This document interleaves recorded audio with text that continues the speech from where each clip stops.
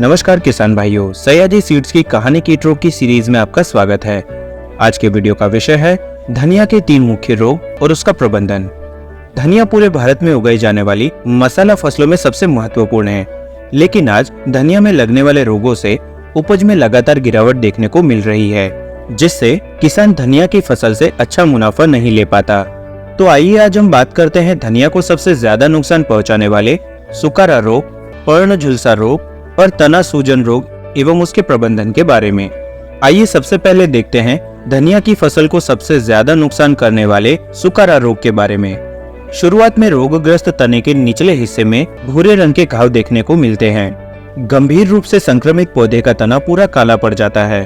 वयस्क अवस्था में पौधे की निचली पत्तियां पीली होकर सूख जाती है और पौधा सूखकर मुरझाने लगता है। प्रभावित पौधे में फूल और फल कम लगते हैं और यदि बीज बनते हैं तो वे अपरिपक्व और वजन में हल्के होते हैं। अगर आपकी भी फसल में यह लक्षण दिखाई देते हैं तो आगे बताए जाने वाले उपचार तुरंत शुरू करके अपनी फसल को बचाएं। खेत में से रोग प्रभावित पौधे और खरपतवार को नष्ट करें। खेत में पानी की कमी न होने दे और नियमित रूप से सिंचाई दे। रोग को फैलने से रोकने के लिए फफूंदनाशक का उपयोग करें। फफूंदनाशक की लिस्ट और उसका विवरण आपकी स्क्रीन पर है, जिसका आप स्क्रीनशॉट ले सकते हो। साथ ही फसल को रोगों से बचाने के लिए आप हमारी रोंगो ऐप पर रोग निवारक जानकारी देख सकते हो। आइए अब देखते हैं धनिया की फसल को दूसरे सबसे ज्यादा नुकसान करने वाला पर्ण झुलसा रोग के बारे में। पत्तियों और तने पर गहरे रंग के छोटे छोटे धब्बे दिखाई देते हैं। ये धब्बे गोलाकार, अंडाकार और कभी कभी संकेंद्रित वलय में भी पाए जाते हैं। संक्रमित पत्तियां अंत में सूखकर मुरझा जाती है। पौधों में रोग की वजह से फूल गिर जाते हैं और फसल की उपज कम हो जाती है।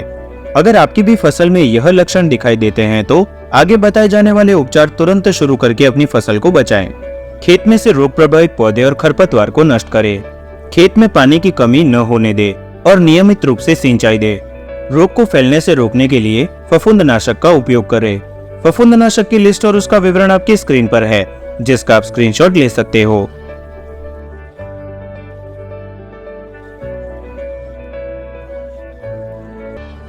अंत में जानते हैं धनिया की फसल को तीसरे सबसे ज्यादा नुकसान करने वाले तना सूजन रोग के बारे में। यह रोग गांठ जैसी सूजन के रूप में पत्तियों की शिराओं, पत्तों के डंठलों, तने, फूलों और फलों में भी पाया जाता है।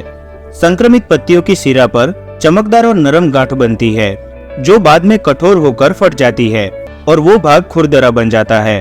संक्रमित पौधे में फूल और फल आकार में बड़े हो जाते हैं। अगर आपकी भी फसल में यह लक्षण दिखाई देते हैं तो आगे बताए जाने वाले उपचार तुरंत शुरू करके अपनी फसल को बचाएं। खेत में से रोग प्रभावित पौधे और खरपतवार को नष्ट करें। खेत में नाइट्रोजन को 3 से 4 भाग में दे। रोग को फैलने से रोकने के लिए फफूंदनाशक का उपयोग करें। फफूंदनाशक की लिस्ट और उसका विवरण आपकी स्क्रीन पर है, जिसका आप स्क्रीनशॉट ले सकते हो।